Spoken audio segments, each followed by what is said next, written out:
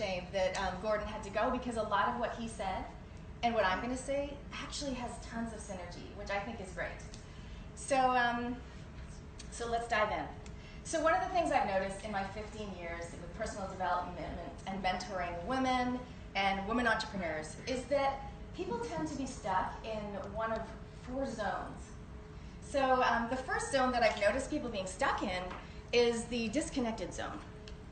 So in the disconnected zone, you're kind of like going through the motions of life. You're going to work, you're coming home, you're making dinner, making school lunches, whatever, but you're a little bit just autopilot, a little bit disconnected. The next zone, I call the should zone.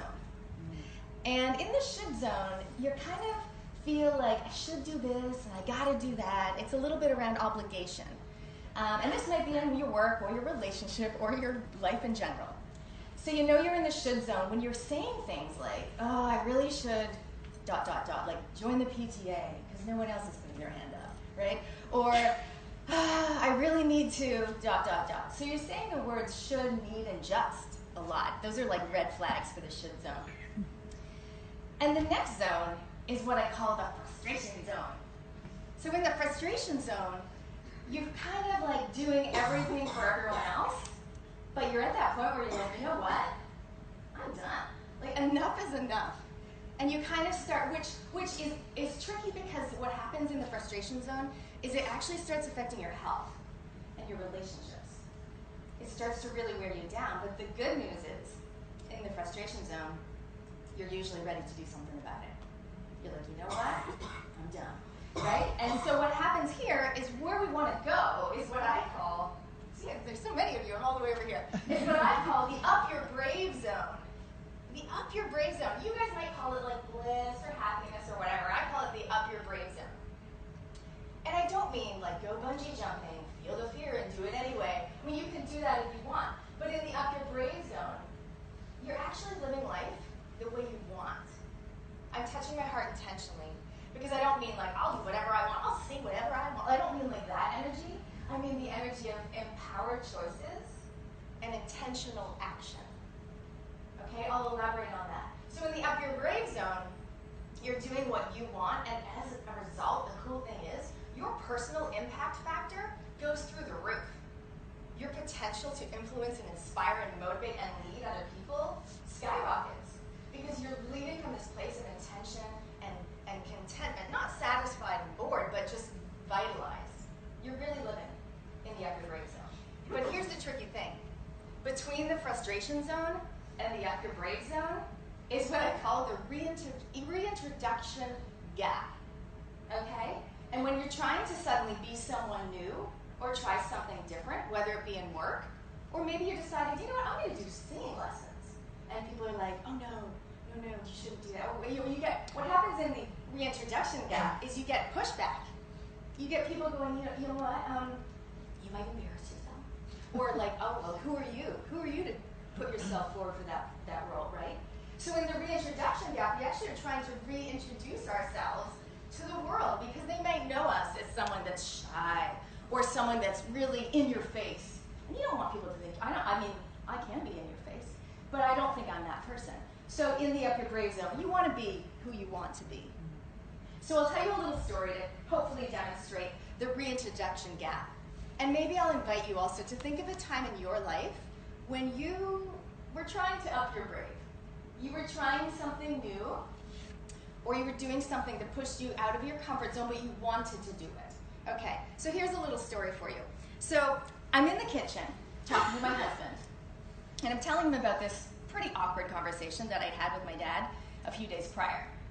And he says, yeah, but I kind of agree with him. I'm like, oh. I was telling him about how my father didn't agree that I should have added essential oils to my business. Okay, so I'll tell you the story. So my husband goes, I kind of agree with him, because, you know, it's cool when you go on the AM show or Breakfast TV and you're talking about parenting or social media, but I'm kind of embarrassed to tell people to do essential oils. And I go, kids, get your round. Like my 3 kids come into the kitchen with us, and I go, when someone says, what does your mommy do? This is what you say. She's a speaker, an author, and an impact entrepreneur. And honey, you worry about your job, and I'll worry about mine. That's literally what I said. Okay, I had a little bit of sass going on. That's true. But here's the thing. I had a successful business. I was mentoring people, I was running events, I was speaking. It was great. But I was doing everything myself. If I got laryngitis, or just like wanted a freaking holiday, there was no money coming in. I wanted leverage. Not only that, I work with overwhelmed moms and overworked entrepreneurs. So when I discovered these essential oils, right, that they could roll on their neck and breathe in on their hands, I was like, oh my God, this can help other women in my life. This is great. And I wanted to add it from this point of wanting to help people. And that's what most of us do, really. Most of us want to help people. But I'm also very strategic. And I strategically added it because I knew it would add leverage to my time in my business. Anyway, so in the kitchen with my husband, kids, gather around. So I came from a place of empowered choice. I decided, even though it was weird to add essential oils to my business, or it seemed weird at the time for some people, it just felt right. So I went down that path. 6 months later, my son starts losing his hair. Patch becomes a bigger patch, and all of a sudden he's bald in 2 months. And he has alopecia. And the oils couldn't help him, but they could help me. And all of a sudden, instead of helping everyone else, I was like, oh my gosh. And I was rolling them on my hand, console, oil, peace, oil. I was so emotional, like, as you can imagine, as a mother with your son losing their hair. So all of a sudden, I was like, this is interesting. Maybe this is why I went down this path. You know, life is interesting. Anyway, a year later, I get my check, the money comes in, and my husband texts me every month when the money comes in, good job. another month goes by. This is impressive. So, he's come around. He's happy now. But my point is, imagine if I got the pushback from the two most important men in my life. They were coming from a place of concern for me and my reputation. But I decided that I was going to take not a gamble, but an empowered action and move towards something that just felt right, even though it didn't necessarily make sense to them. So that's my little story to you. I'm sure you have stories in your life of the time when you wanted to go into the up your brave zone, whatever that looks like to you. And maybe you got pushed back, or maybe you pushed them on ahead. So one of the things I'm going to share with you guys today is some things that I think can help anybody to move towards the up your brave zone. So let's find the clicker. Oh, yeah, sorry. Yeah. Great.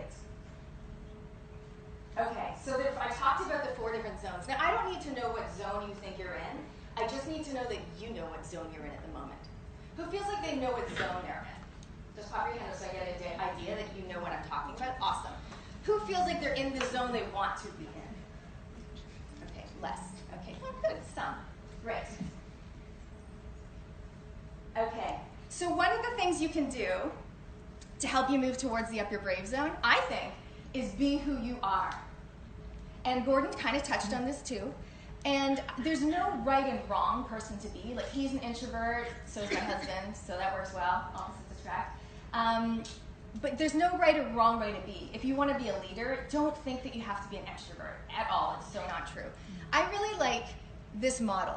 So one of my tips to you guys, for be who you are, is to go ahead and do one of those personality tests, or maybe get your colors done if you haven't had your colors done. I got my colors done when I was 40, 5 years ago, and I literally used to wear gray, burgundy, brown, and black.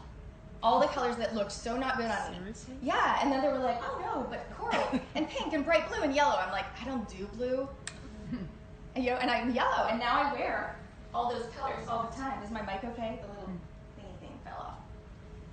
So one tip would be to either do a personality test or go and get your colors done to really explore who you actually are. This is one of the models I really like. It talks about the 4 personality types. You guys have heard of Myers-Briggs and DISC and all those things. Okay, this is one I'm going to play with you. So there's 4 types of personalities.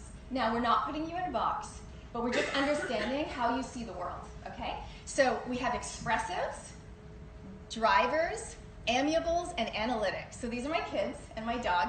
So Jonah, like me, Jonah's obviously the one with alopecia up the top. He's an expressive. He's outgoing, he's animated, he's charismatic. He loves talking. He actually loves playing music as well. So being an expressive doesn't mean you have to be in everyone's face all the time. You might just love to write. You're still an expressive, or play an instrument, okay? So just think about this. So the expressives are those types of people. They might express themselves a little bit more in their clothes, but not necessarily. So we might be thinking, oh, Felicity, probably an expressive. Okay, so the next one is amiable. So I've chosen my dog as amiable, but literally, and as a speaker, does anyone else speak or present to a room of people sometimes? Anything like that? It's so fascinating to start reading people in the audience, or if you're going to present to a board or report, you start kind of reading the 2 or 3 people you're presenting to. It can be very helpful. So I always say to my speakers that I work with, I say you can spot the amiables in the audience because they're leaning forward, they're smiling at you, they're telling you, you're doing a good job, hang in there, you know? You can see them, right? Whereas when you're speaking also with the expressives, you got to give them a chance to ask questions and interact, because you're just like busting to say something, or even get up here themselves. Okay, so amiables like to keep everyone happy. They're the people pleasers. We almost call that sometimes the disease to please. So amiables are great, but sometimes if you give, you can end up in a pile, in a heap on the floor.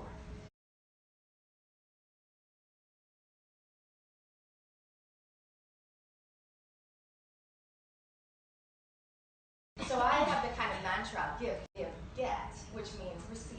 Make sure you look after yourself as well. So the amiables, and you'll know if you are an amiable, is that you tend to be like, oh, do it, okay, yeah, sure. You know, so we have a little bit of issues with boundaries, and so I want to say to you, sometimes no is the new yes for the amiables. Okay, the drivers. Now the drivers like to get things done. They're like, yeah, just tell me the facts or the figure. Visa or MasterCard. How do I make it happen? They're the movers and the shakers. So I'm an expressive driver. Those are the 2 that bubble to the top for me. Yes, I'm also nice, I'm amiable, and analytic would be my last. So the analytics, my husband, are the people that are like, hang on a second, a place for everything.